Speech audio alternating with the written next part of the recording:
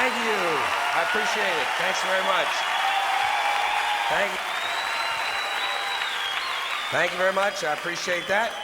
Well, a lot of things have happened since the last time I saw you. I just want to talk a little bit about that war in the Persian Gulf. Big doings in the Persian Gulf. You know my favorite part of that war? It's the first war we ever had that was on every channel plus cable. And the war got good ratings too, didn't it? Got good ratings. Well, we like war. We like war. We're a war-like people. We like war because we're good at it. And you know why we're good at it? Because we get a lot of practice. This country's only 200 years old, and already we've had 10 major wars. We average a major war in this country every 20 years, so we're good at it. And it's a good thing we are. We're not very good at anything else anymore. Can't build a decent car, can't make a TV set or a VCR worth the fuck. Got no steel industry left, can't get health care to our old people, can't educate our young people, but we can bomb the shit out of your country, all right? Huh? We can bomb the shit out of your country, all right?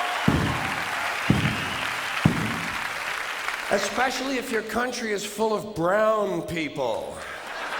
Oh, we like that, don't we? That's our hobby. That's our new job in the world, bombing brown people. Iraq, Panama, Grenada, Libya, you got some brown people in your country, tell them to watch the fuck out, or we'll goddamn bomb them. But when's the last white people you can remember that we bombed? Can you remember the last white, can you remember any white people we've ever bombed? The Germans. The Germans are the only ones, and the only reason for that is because they were trying to cut in on our action. They wanted to dominate the world. Bullshit, that's our fucking job. That's our fucking job.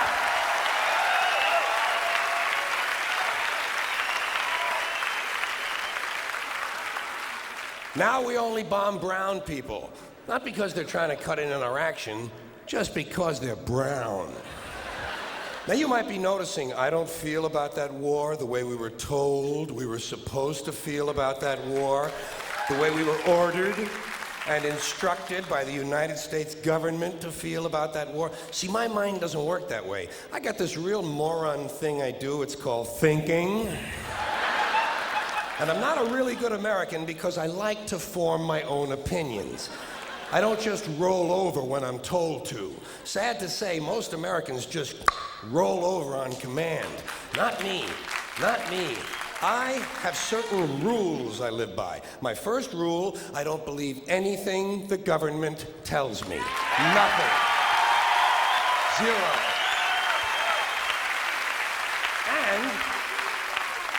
And I don't take very seriously the media or the press in this country, who in the case of the Persian Gulf War were nothing more than unpaid employees of the Department of Defense, and who most of the time function as kind of an unofficial public relations agency for the United States government. So I don't listen to them, I don't really believe in my country, and I gotta tell you folks, I don't get all choked up about yellow ribbons and American flags. I consider them to be symbols, and I leave symbols to the symbol-minded. To me, war is nothing but a whole lot of prick waving, okay? War is just a lot of men standing around in a field waving their pricks at one another. Simple thing, that's all it is. Men are insecure about the size of their dicks, and so they have to go to war over it. That's what all that asshole jock bullshit is all about. That's what all that adolescent macho male posturing and strutting in bars and locker rooms is all about. It's called dick fear. Men are terrified that their pricks are inadequate, and so they have to compete to feel better. And because war is the ultimate competition, basically men are killing one another in order to improve their self-esteem. You don't have to be a history major or a political scientist to see the bigger dick foreign policy theory. It sounds like this. What? They have bigger dicks? Bomb them! And of course, the bombs and the rockets and the bullets are all shaped like dicks. It's a subconscious need to project the penis into other people's affairs. It's called fucking with people. So, So, as far as I'm concerned, that whole thing in the Persian Gulf, nothing more than a big prick-waving dick fight.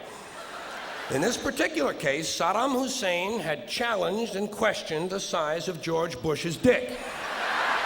And George Bush has been called a wimp for so long. Wimp rhymes with limp. George has been called a wimp for so long that he has to act out his manhood fantasies by sending other people's children to die. Even the name Bush is related to the genitals without being the genitals. A bush is a sort of passive secondary sex characteristic. Now, if this man's name had been George Boner, well, he might have felt a little better about himself and we wouldn't have had any trouble over there in the first place. This whole country has a manhood problem, big manhood problem in the USA. You can tell from the language we use. Language always gives you away. What did we do wrong in Vietnam? We pulled out. Not a very manly thing to do, is it? When you're fucking people, you gotta stay in there and fuck them good, fuck them all the way, fuck them till the end, fuck them to death, fuck them to death. Stay in there and keep fucking them until they're all dead. We left a few women and children alive in Vietnam, and we haven't felt good about ourselves since. That's why George Bush had to say in the Persian Gulf, "This will not be another Vietnam." He actually used these words, "This time we're going all the way."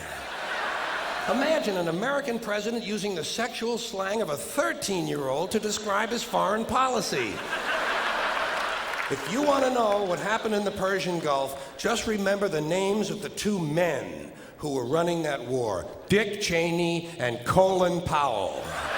Somebody got fucked in the ass.